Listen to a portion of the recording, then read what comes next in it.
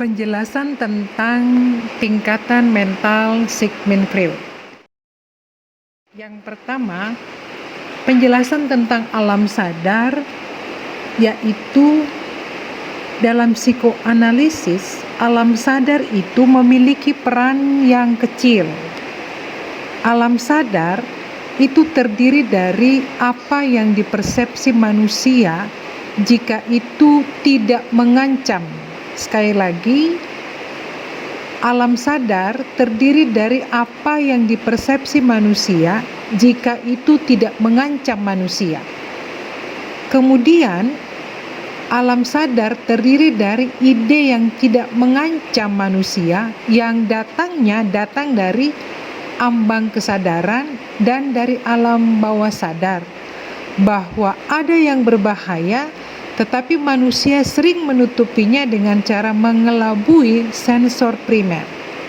Sensor primer digambar di atas itu adalah dianalogikan dengan penjaga pintu. Nah, selanjutnya yang kedua, ambang kesadaran terdiri dari persepsi dari alam sadar dan alam bawah sadar. Bagi Freud, ide alam tidak sadar itu dapat menyelinap masuk ke ambang kesadaran dalam bentuk penyamaran.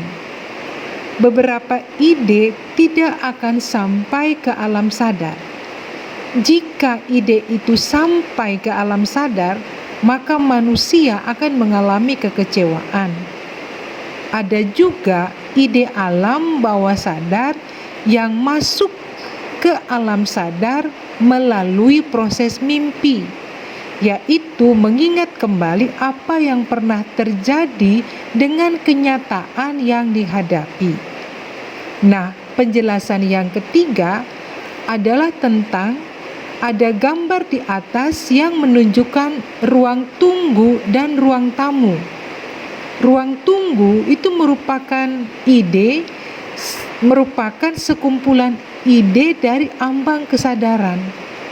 Penjaga pintu akan bertugas melakukan sensor primer antara ruang tamu dan ruang tunggu, yaitu mencegah supaya ide alam bawah sadar itu tidak masuk ke ambang kesadaran.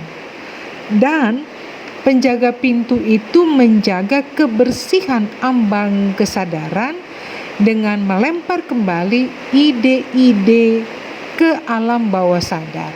Lebih khusus, ide yang mengancam manusia supaya kembali ke alam bawah sadar dan tidak akan sampai kepada alam sadar.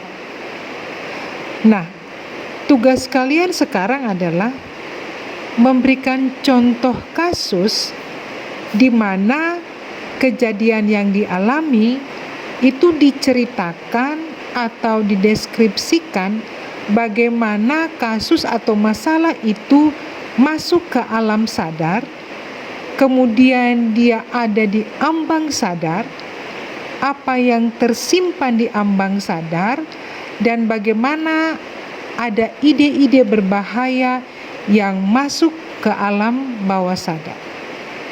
Terima kasih.